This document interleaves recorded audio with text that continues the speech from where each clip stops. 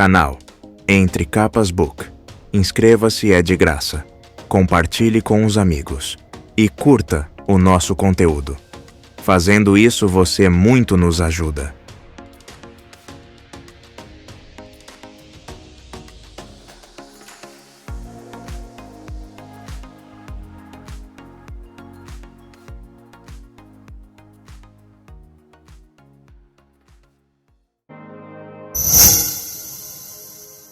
Interlúdios. Eshonai. Zarel. Talnum. Interlúdio 5. O Cavaleiro das Tempestades. Na cidade de Naraak, as pessoas fechavam firmemente as janelas quando a noite se aproximava e a tempestade assomava. Enfiaram trapos sob as portas, posicionaram placas de reforço, encaixaram grandes blocos quadrados de madeira nas janelas.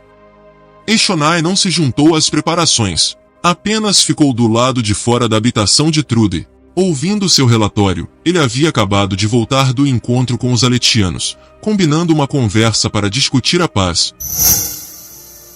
Ela queria ter mandado alguém antes, mas os 5 haviam deliberado e reclamado até que Eshonai sentiu vontade de estrangular todos eles. Pelo menos haviam finalmente concordado em enviar um mensageiro. 7 dias, disse Trude. O encontro vai acontecer em um platô neutro. Você ouviu? Perguntou Eshonai, ansiosa. O espinho negro? Trude balançou a cabeça. E o outro? O manipulador de fluxos? Nenhum sinal dele também. Trude parecia perturbado. Ele olhou para o leste. É melhor você ir. Posso dar mais detalhes depois da tempestade. Eshonai assentiu, pousando a mão no ombro do amigo. Obrigada. Boa sorte, disse Trude em determinação.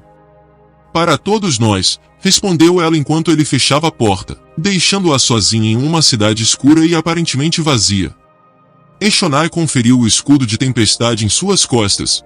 Então pegou do bolso a esfera com o espreno que Venli capturou e sintonizou-se com um ritmo de determinação. Chegou a hora. Ela correu na direção da tempestade. Determinação era um ritmo imponente, com um senso contínuo e crescente de importância e poder. Ela deixou Naraak, ao chegar ao primeiro abismo, saltou. Só a forma bélica tinha força para tamanho salto. Para que os trabalhadores pudessem alcançar os platôs externos e cultivar comida, eles precisavam de pontes de corda que eram desmontadas e abrigadas antes de cada tormenta.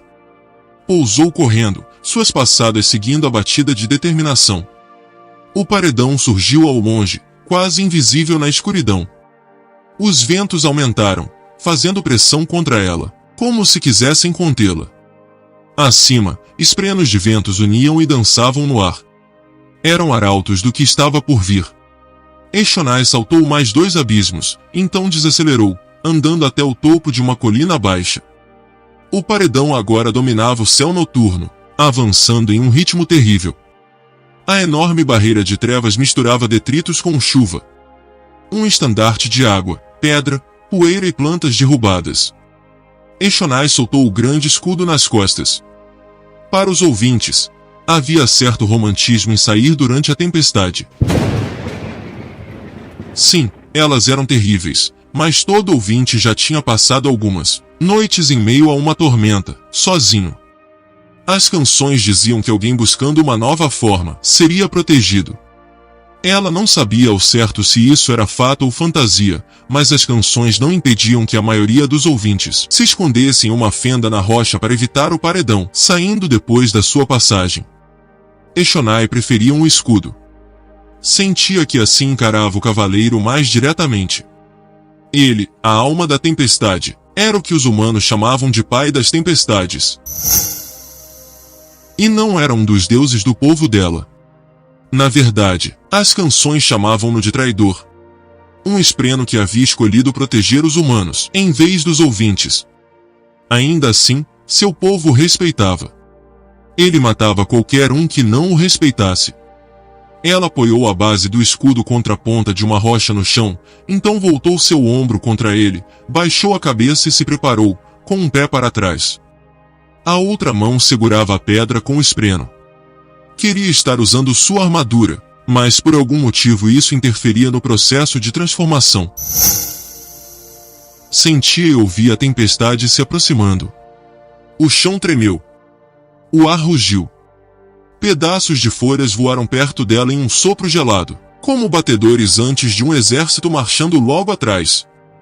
O uivo do vento como um grito de batalha. Ela apertou os olhos com força. A tempestade a alcançou.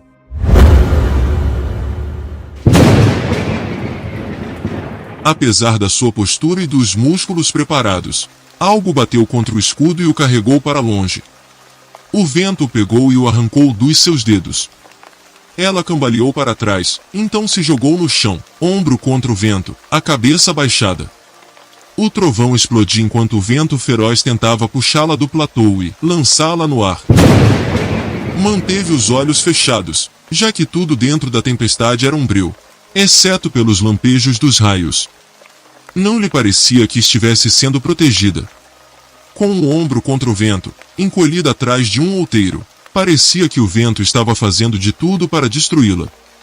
Pedras caíam no platô escuro ali perto, fazendo o chão tremer. Só escutava o rugido do vento em seus ouvidos, pontuado às vezes por um trovão. Uma terrível canção sem ritmo. Manteve a determinação sintonizada dentro de si. Podia sentir o ritmo, pelo menos, ainda que não pudesse ouvi-lo. A chuva atingia seu corpo como flechas, sendo rebatidas por sua placa craniana e pelo resto da armadura. Ela cerrou a mandíbula contra o frio profundo, de gelar os ossos, e continuou firme. Tinha passado por isso muitas vezes antes, fosse ao se transformar, ou durante alguns ataques surpresas contra os aletianos. Podia sobreviver. Ia sobreviver. Ela se concentrou no ritmo em sua cabeça, se agarrando a algumas pedras enquanto o vento tentava varrê-la do platô. DMD, o ex-consorte de Venli, havia iniciado um movimento onde pessoas que queriam se transformar esperavam dentro de edifícios até que a tempestade estivesse caindo há algum tempo. Elas só saíam quando o ímpeto inicial de fúria havia passado. Isso era arriscado, já que nunca se sabia quando o ponto de transformação viria. Eshonai nunca tentou fazer isso. As tempestades eram violentas, eram perigosas, mas eram também cenários de descoberta. Dentro delas, o familiar tornava-se algo grandioso, majestoso e terrível. Ela não ansiava por entrar nas tormentas, mas, quando era necessário, sempre achava a experiência empolgante.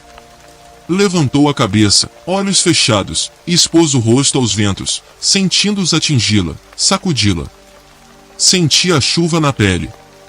O cavaleiro das tempestades era um traidor, sim. Mas não havia traidor que não houvesse originalmente sido um amigo. As tempestades pertenciam ao povo dela. Os ouvintes eram das tempestades. Os ritmos mudaram em sua cabeça. Em um momento, todos se alinharam e se tornaram um só. Não importava qual sintonizasse, ouvia o mesmo ritmo. Batidas únicas e constantes. Como um coração. Um momento havia chegado. A tempestade desapareceu. Vento, chuva, som. Cessaram. Eshonai se levantou, encharcada, os músculos frios. A pele entorpecida. Sacudiu a cabeça, espalhando água, e olhou para o céu. O rosto estava lá. Infinito, expansivo. Os humanos falavam do pai das tempestades, mas nunca o conheceram como um ouvinte. Enorme como o próprio céu, com olhos cheios de incontáveis estrelas. A gema na mão de Eshonai se acendeu. Poder, energia. Imaginava que fluía através dela, energizando-a. Avivando-a, Eshonai jogou a gema no chão, espatifando-a e liberando o espreno. Havia se esforçado para obter a sensação correta, como Venli a treinou. É realmente isso que você quer? A voz reverberou através dela como o estrondo de um trovão. O cavaleiro havia falado com ela. Isso acontecia em canções. Mas não. Nunca. Ela sintonizou a apreciação. Mas naturalmente era o mesmo ritmo agora. Batida. Batida. Batida. O espreno escapou de sua prisão e girou ao redor dela, emitindo uma estranha luz vermelha. Fragmentos de relâmpago brotavam dele. Espreno de raiva?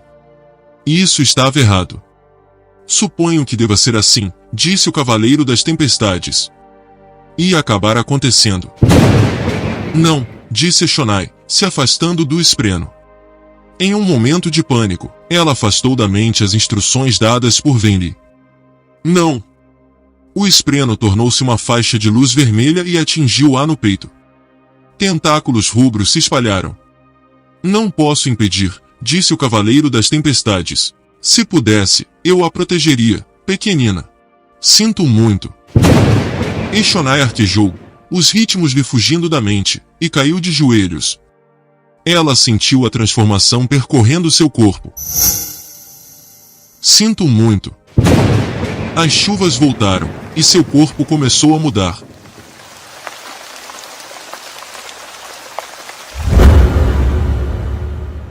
Interlúdio 6.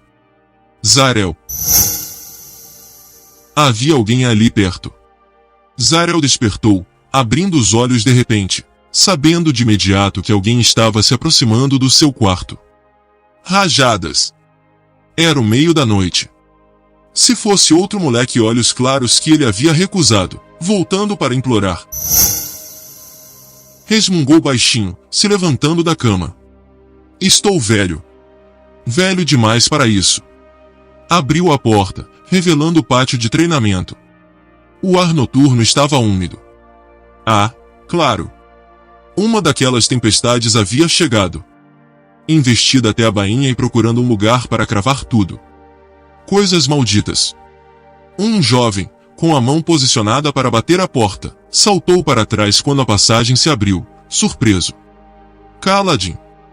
O carregador de pontes que virou guarda-costas. Aquele com o espreno que Zariel sempre sentia girando ao seu redor. Você está à cara da morte, disse Zariel rispidamente para o rapaz. A roupa de Kaladin estava coberta de sangue, seu uniforme rasgado de um lado. Estava faltando a manga direita. O que aconteceu? Atentado contra a vida do rei, respondeu o rapaz, baixinho. Não faz nem 2 horas. A sua oferta de me ensinar a lutar contra uma espada fractal, ainda está valendo? Não. Zariel fechou a porta com força e se virou para voltar para a cama. O rapaz abriu a porta, claro. Malditos monges. Viam-se como propriedade e não podiam possuir nada. Então achavam que não precisavam de trancas nas portas. Por favor. Eu. Rapaz, disse Zariel, voltando-se para ele. 2 homens moram neste quarto. Kaladin franziu o senho, olhando a única cama. O primeiro, continuou Zariel, é um espadachim rabugento que tem pena de garotos que estão em situações difíceis. Ele aparece durante o dia. O outro é um espadachim muito rabugento que acha tudo e todos absolutamente desprezíveis. Ele aparece quando algum idiota o acorda, em uma hora absurda da noite. Sugiro que peça ao primeiro homem e não ao segundo. Tudo bem? Tudo bem, disse o garoto. Eu volto. Ótimo, respondeu Zariel, sentando-se na cama. E não me venha todo verde. O rapaz parou junto à porta. Não venha. Hã? Linguagem idiota, pensou Zariel, se deitando. Não tem nenhuma metáfora apropriada. Só deixe de lado sua arrogância e venha aprender. Detesto bater em pessoas mais jovens do que eu. Faz com que eu me sinta um valentão. O garoto grunhiu, fechando a porta cuidadosamente. Zariel puxou seu cobertor, os malditos monges só tinham um, e se virou na cama. Esperava que uma voz falasse em sua mente enquanto caía no sono. Naturalmente, não aconteceu. Não acontecia havia anos. Interlúdio 7. Talnum. De fogos que queimavam e ainda assim haviam partido. Do calor que sentia quando outros não sentiam. De gritos, seus próprios, que ninguém ouvia. De tortura sublime, pois significava a vida. Ele só fica assim com esse olhar perdido, Vossa Majestade. Palavras. Não parece ver nada. Às vezes ele murmura, às vezes, grita. Mas está sempre olhando. O dom e as palavras. Não dele. Nunca dele. Agora dele. Raios, é perturbador, não é? Tive que vir até aqui ao lado disso, Vossa Majestade. Ouvindo resmungar nos fundos da carroça, durante metade do tempo. Então sentindo esse olhar na minha nuca durante o resto. E riso? Você falou dele. Começou a viagem comigo, Vossa Majestade. Mas, no segundo dia, declarou que precisava de uma pedra. Uma pedra. Sim, Vossa Majestade. Ele pulou da carroça, pegou uma pedra qualquer e então, bateu na própria cabeça com ela, Vossa Majestade. Fez isso umas 3 ou 4 vezes. Voltou para a carroça com um sorriso estranho e disse: O quê? Bem, ele disse que precisava, tive que memorizar isso para o senhor. Ele disse, precisava de um quadro de referência objetivo pelo qual julgar a experiência da sua companhia. Algo entre 4 e 5 golpes, eu acho. Não entendi direito o que ele queria dizer, senhor. Acho que estava zombando de mim. É bem provável. Por que eles não gritavam? Aquele calor. De morte.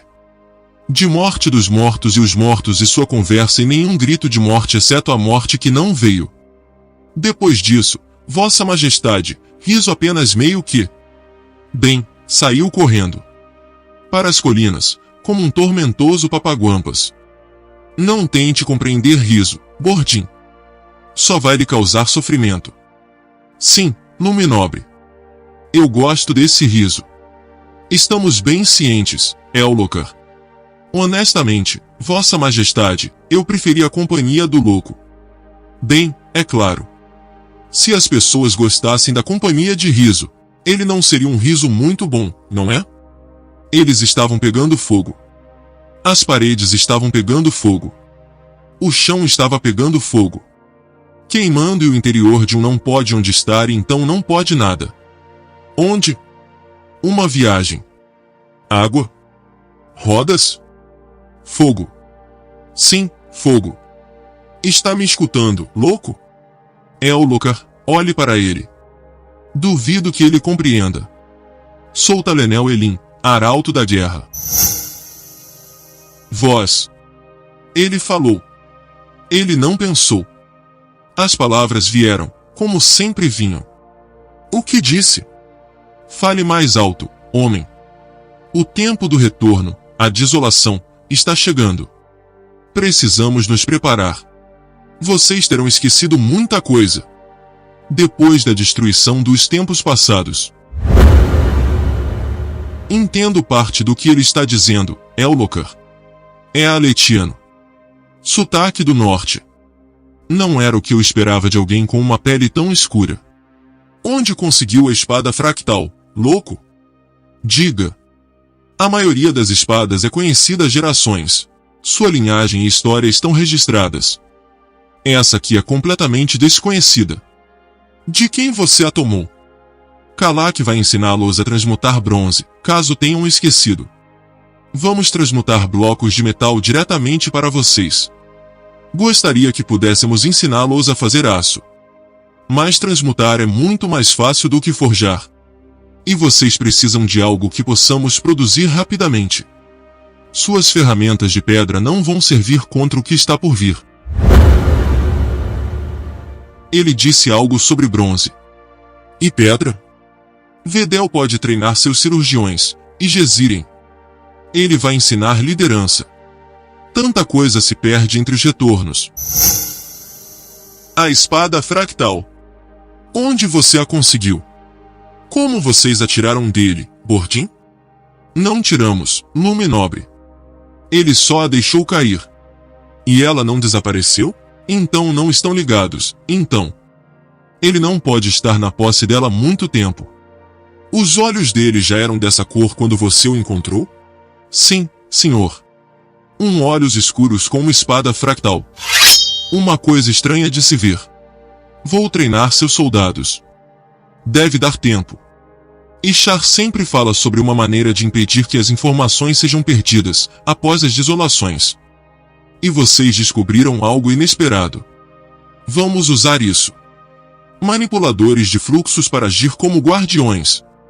Cavaleiros. Ele já disse tudo isso antes, Vossa Majestade. Quando fica murmurando? Ele fala isso o tempo todo, repetindo sem parar. Acho que não sabe o que está dizendo. É sinistro como sua expressão não muda enquanto ele fala. É um sotaque aletiano. Com esse cabelo comprido e essas unhas quebradas. Ele parece que andou vivendo no mato por um bom tempo. Talvez algum aldeão tenha se perdido de seu pai maluco. E a espada, Elmokar? O senhor não pode mesmo achar que é dele, tio. Temos dias difíceis adiante, mas com treinamento, a humanidade vai sobreviver. Vocês precisam me levar aos seus líderes. Os outros arautos devem se juntar a nós em breve. Estou disposto a considerar todas as possibilidades, atualmente. Vossa Majestade, sugiro que mande esse homem para os fervorosos. Talvez eles possam ajudar sua mente a se recuperar. O que vai fazer com a espada fractal? Tenho certeza de que podemos achar um bom uso para ela. Na verdade, acabei de ter uma ideia. Posso precisar de você, Bordin. O que precisar, Luminobre? Acho que estou atrasado. Dessa vez. Quanto tempo fazia? Quanto tempo fazia? Quanto tempo fazia? Quanto tempo fazia? Quanto tempo fazia? Quanto tempo fazia? Quanto tempo fazia? Tempo demais.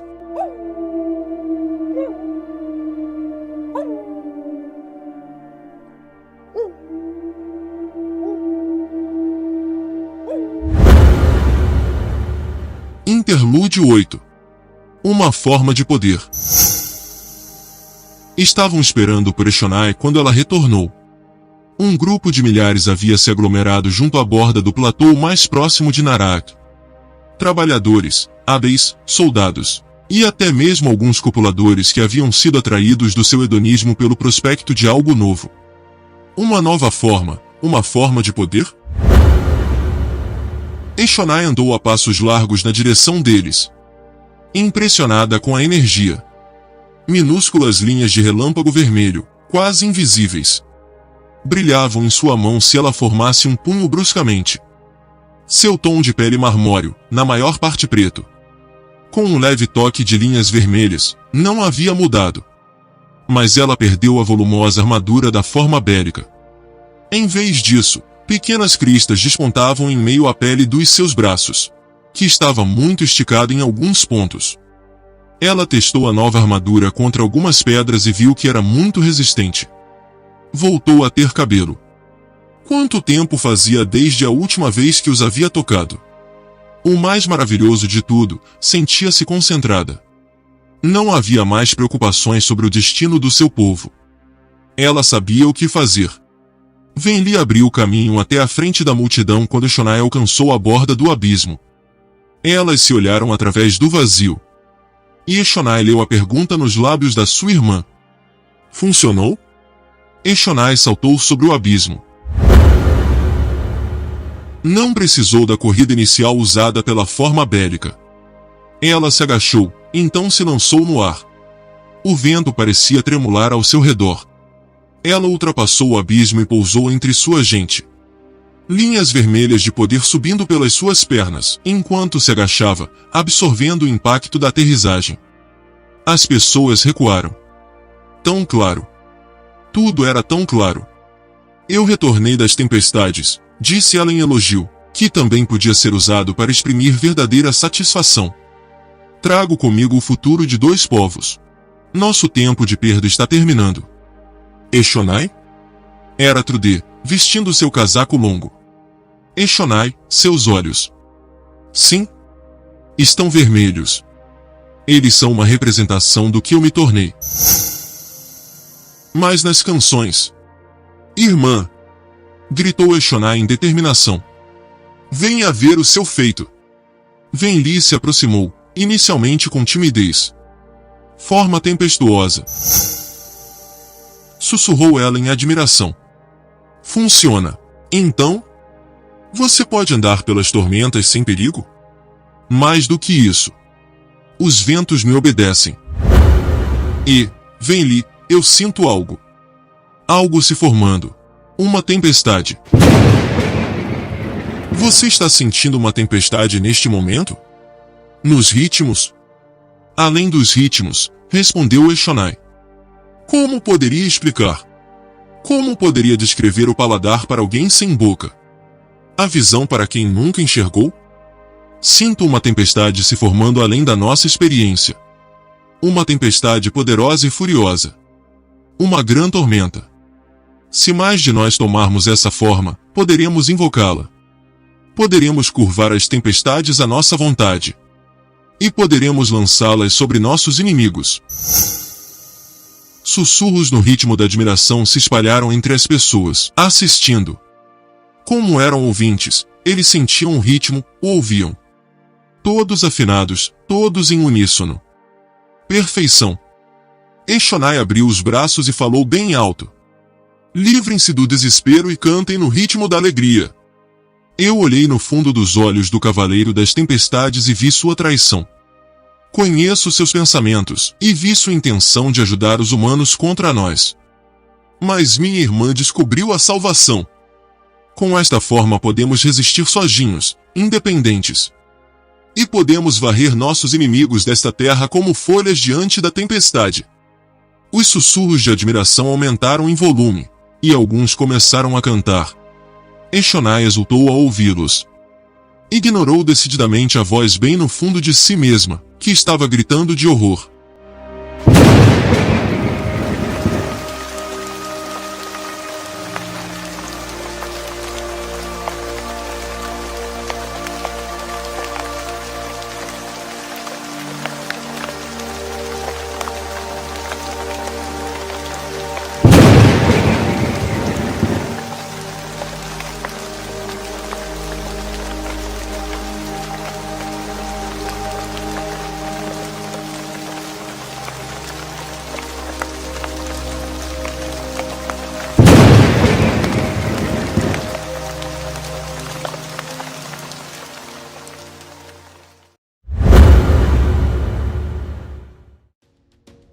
Canal Entre Capas Book. Inscreva-se, é de graça. Compartilhe com os amigos. E curta o nosso conteúdo. Fazendo isso, você muito nos ajuda.